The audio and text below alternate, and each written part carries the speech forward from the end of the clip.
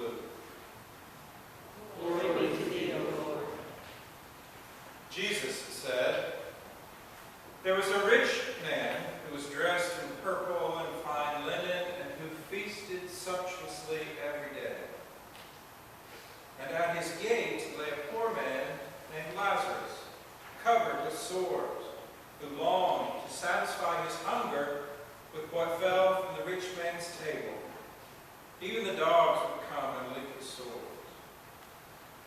The poor man died and was carried away by the angels to be with Abraham. The rich man also died and was buried.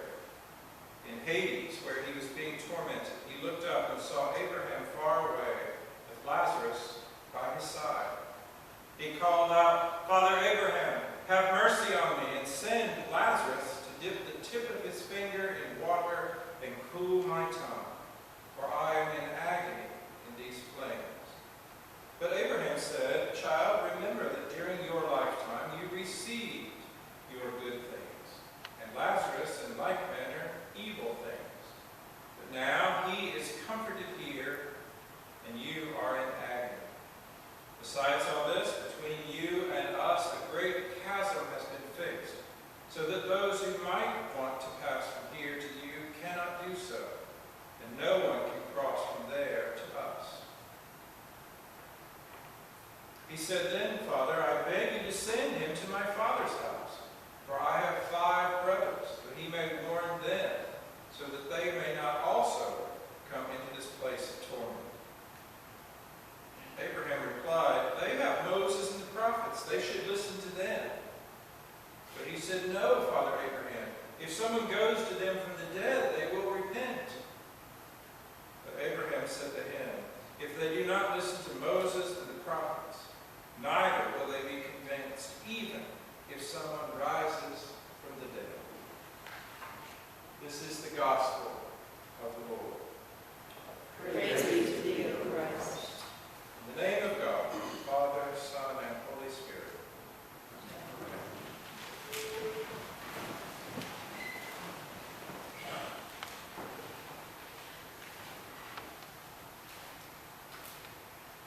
You know how a scene from a piece of classic literature can stay with you, even haunt you? A scene from the play Our Town by Thornton Wilder has stayed with me since high school. In case you're not familiar with it, the main character in the play is named Emily. She had died when she was 26, and she is allowed to come back and relive her 12th birthday. She tries to tell her busy parents and all those around her how precious the time is, because she can now understand it, now that she's crossed over to the other side.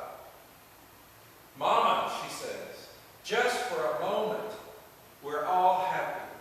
Let's look at one another." Emily also says, "Oh, Earth, you're too wonderful for anyone to realize. Do any human beings realize life while they live it? Every minute?"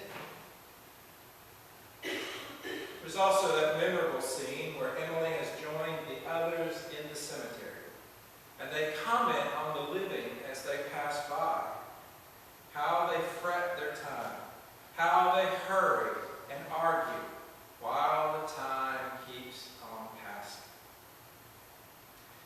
You see, the people in the cemetery in this play have gained wisdom. It's like their eyes have been opened, ironically, in death. They can now see how they lived their lives, and they can see how those still living are living their lives. Those in the cemetery wish they could change, but it's too late for them. At least they want those still living to wake up, to realize the beauty of life and how they're not living fully, how they're wasting much of their time. It's an image that still occurs to me sometimes in cemeteries. Maybe it's an image that's helpful and a reminder. I'm reminded of that image when I hear today's gospel lesson.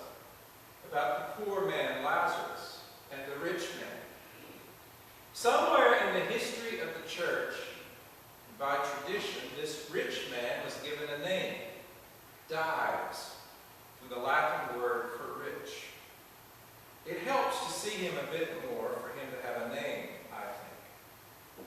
So Dives had really lived a life of luxury, but with an inconvenient reality.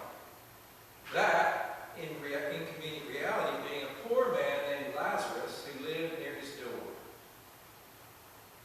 Look closely at this story told by Jesus. The poor man, Lazarus, is the one Jesus gives a name. The rich man, Dives, isn't shown as directly hurting the poor man. He doesn't kick him or even force him to leave his gate. He just doesn't really see Lazarus. He accepts it as perfectly normal and natural that he should be feasting in luxury while a man sits at his gate who has nothing to eat, who is covered in sores that are being licked by dogs. He accepts that that's just the way of the world. He didn't cause it. He can't fix it. So the situation continues until both of them die. And then there's a reversal of fortunes. How haunting is that?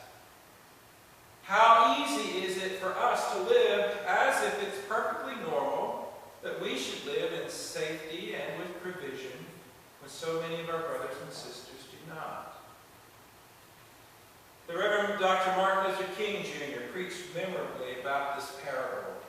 He said in 1968 at the Washington National Cathedral, quote, "Dives didn't go to hell because he was rich. Dives didn't realize that his wealth was his opportunity. It was his opportunity to bridge the gulf that separated him from his brother Lazarus. Dives went to hell because he passed by Lazarus every day and he never really saw him. He went to hell because he allowed his brother to become invisible.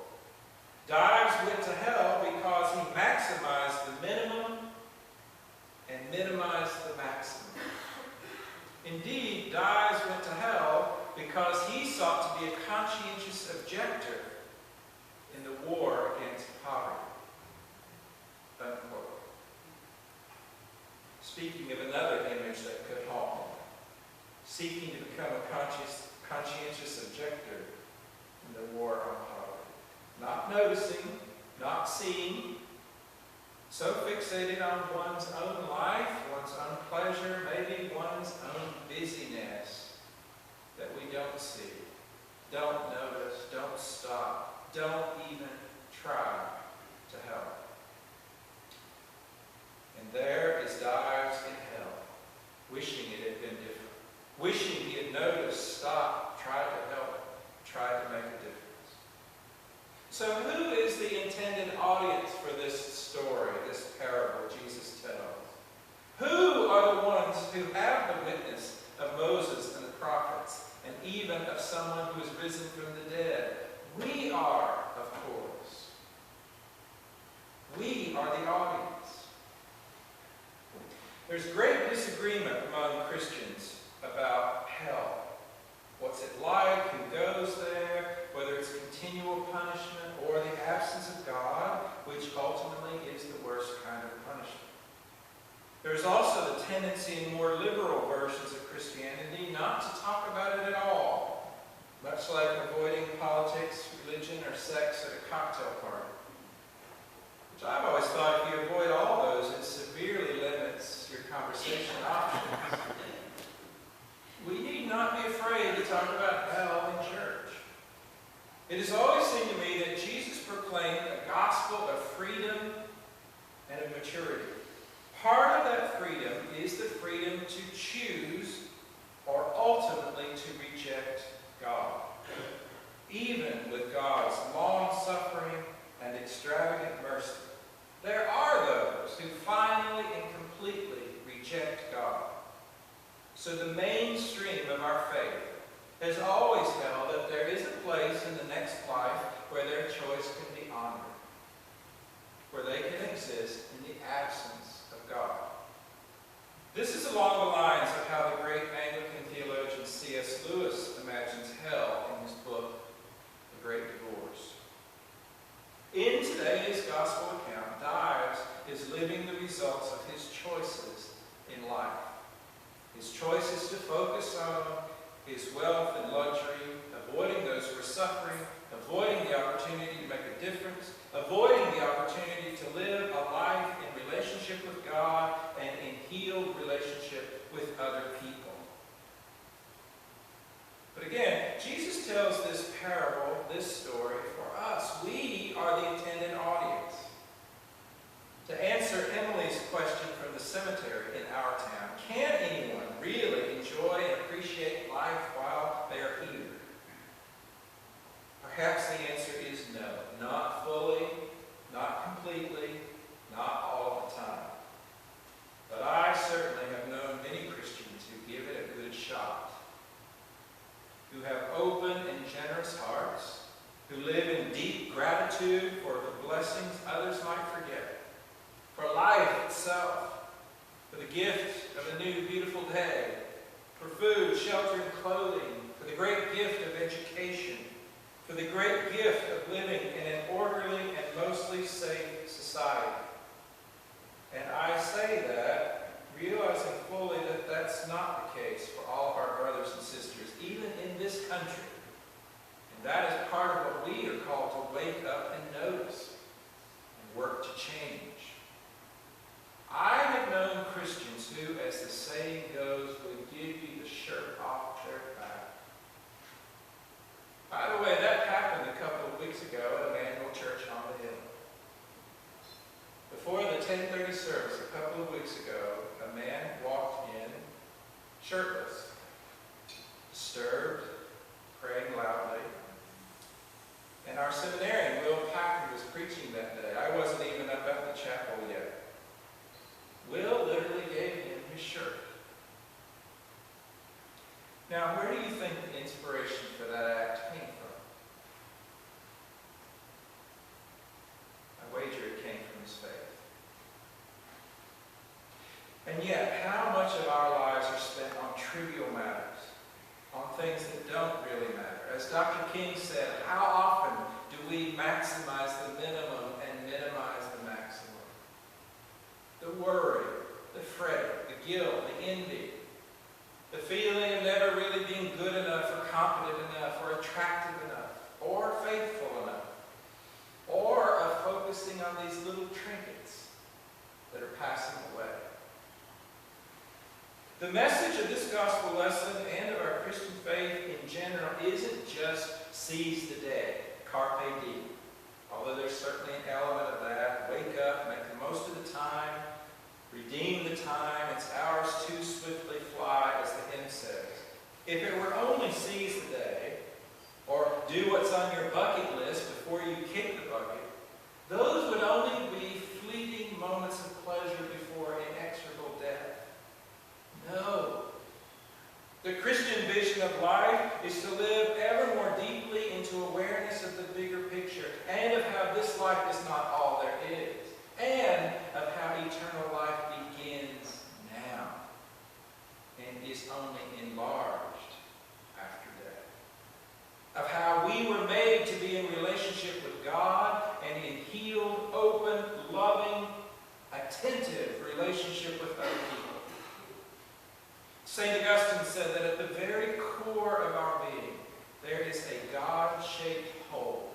And try as we might to fill it with all manner of other things, whether luxury or career, fun, power, adventure, you name it, there will always be that hole within us that can only be filled by God.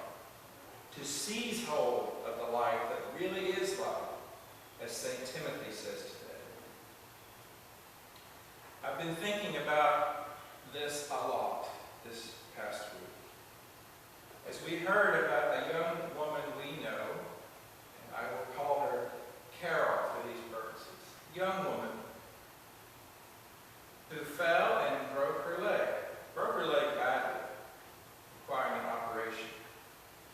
In the process, the doctors discovered some inexplicable tumors. And then they rapidly discovered that those tumors were present in her brain, and they were stemming from lung cancer. And now she faces all sorts of treatment and a very dire prognosis.